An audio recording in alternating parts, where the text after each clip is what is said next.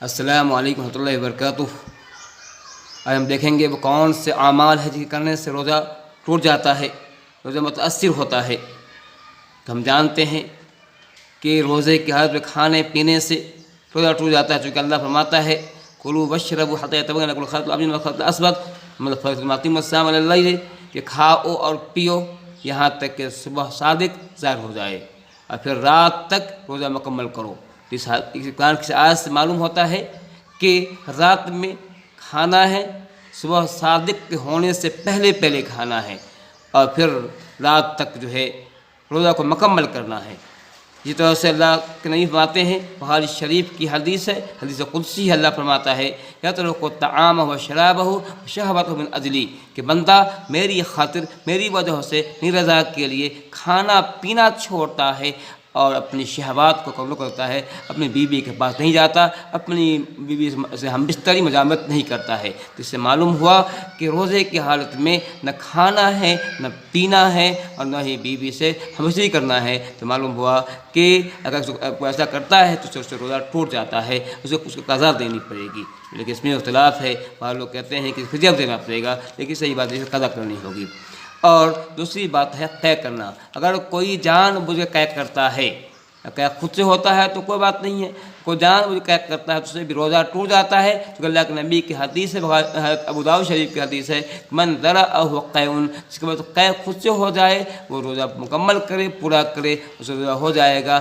وَإِنْ اسْتَقَاءَ فَلْيَقْضِ، اگر کوئی جان بوجھ کر قے کرتا ہے تو اس کا روزہ اس کا ٹوٹ جاتا ہے، اس پر روزہ کی قضا کرے گا۔ اسی طرح سے اگر کوئی شخص دن میں اپنی بیوی سے جمع کر لیتا ہے، ہم بستری کر لیتا ہے، اس کا مسئلہ کیا ہے؟ اس کے بارے میں یہی ہے کہ اس کا روزہ ٹوٹ جاتا ہے اور روزے کی قضا کرنی ہوگی۔ اتنا ہی نہیں بلکہ اگر کوئی شخص حالت صوم میں روزے کے حالت میں جو ہے بیوی سے جمع کر بیٹھتا ہے تو اس سے روزہ کی قضا بھی کرنی ہوگی اور ساتھ ساتھ اس کو فدیہ دینا ہوگا۔ اس کا فدیہ یہ ہے کہ اسے ایک غلام آزاد کرنا ہوگا اور یا پھر 2 مہینہ لگاتار مسلسل روزے رکھنے پڑے گے، یا پھر وہ 60 مسکین کو جو ہے تقریباً 600 گرام جو ہے گیہوں یا چاول سے ہر دینا پڑے گا، 60 مسکین کو دینا پڑے گا، کیونکہ اللہ تعالیٰ فرماتا ہے اُحِلَّ لَكُمْ لَيْلَةَ الصِّيَامِ الرَّفَثُ إِلَىٰ نِسَائِكُمْ، کہ اے لوگو تمہارے لیے روزے کی رات میں بیوی کے پاس جانا، ہم بستری کرنا حلال کر دیا گیا ہے۔ اس کا سیدھا معنی یہ نکلا کہ رات میں حلال کیا گیا ہے،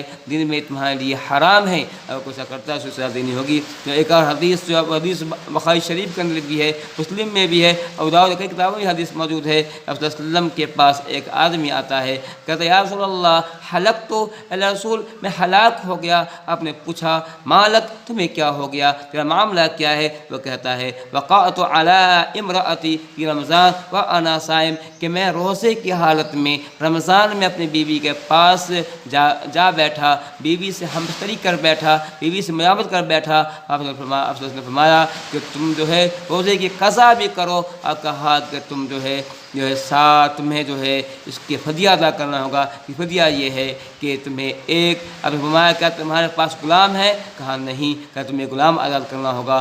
کہا یا تو پھر جو ہے 60 روزے لگاتار رکھنا ہوگا، یا پھر اگر یہ نہیں ہو سکتا ہے لگاتار 60 مسکین کو کھانا کھلانا ہوگا۔ اس کی مقدار جو ہوتی ہے، ایک مسکین کے کھانے کی مقدار جو ہے تقریباً 600 گرام گیہوں کے آس پاس ہوتا ہے۔ مطلب یہ کہ ہر ایک کے 60 مسکین کو 600 گرام جو ہے گیہوں اسے دینا ہوگا، اس کا یہ فدیہ ہے۔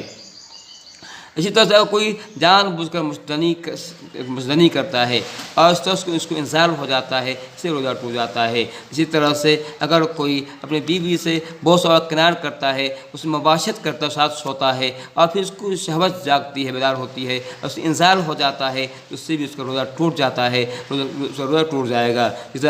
اگر کسی عورت کو جو ہے کسی عورت کو دن میں اگر روزے سے تھی، اچانک اس کو جو ہے حیض آ گیا تو حیض اگر اس سے روزہ ٹوٹ جاتا ہے، خواہ یہ حیض کا آنا صبح کے وقت ہو دوپہر کے وقت، اگر افطار سے چند منٹ پہلے بھی اس کو اگر حیض آ جاتا ہے تو اس سے بھی روزہ ٹوٹ جاتا ہے، اس سے روزہ ٹوٹ جائے گا، اس کو قضا کرنی پڑے گی۔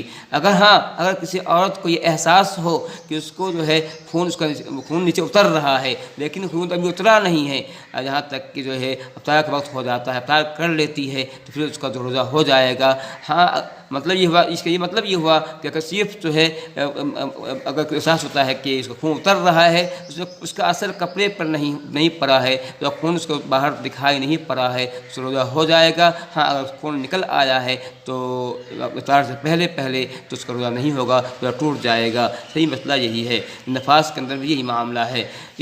اسی طرح سے جو ہے بہت سے مسائل ہیں، مطلب یہ ہے کہ اگر نخسیر پھوٹنے سے روزہ نہیں ٹوٹتا ہے، اور جو ہے اس طرح سے اور بھی مسائل ہیں۔ تو میں نے بھی یہ ہے کہ یہ مسائل بتا دیے گئے ہیں۔ اللہ تعالیٰ ہمیں جو ہے ان مسائل کو سمجھنے سے عمل کی توفیق دے۔ آمین۔